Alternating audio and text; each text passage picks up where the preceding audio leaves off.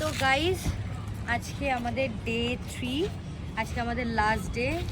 আর কালকে বাড়ি যাওয়ার পথে সব মন্দিরে যাব, যেহেতু বাড়ি যাওয়ার পথেই পড়বে। তো আমরা আজকে এসেছি গোল্ডেন বিচ পুরীতে। তো এখানে এখন টিকিট কাটা হচ্ছে, এখানে টিকিট কাটতে হয়, টিকিট কেটে এই বিচটাতে যেতে হয়। বিচটা নাকি অনেকটা গোয়ার মতন দেখতে। তো যাই দেখি কীরকম বিচটা। টিকিট কাটা হয়ে গেছে, পার পার্সন 20 টাকা করে পড়েছে।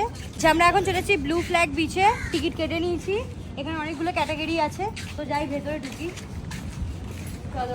এন্ট্রি করে নিয়েছি, দারুণ সুন্দর, পুরো মনে হচ্ছে গোয়া।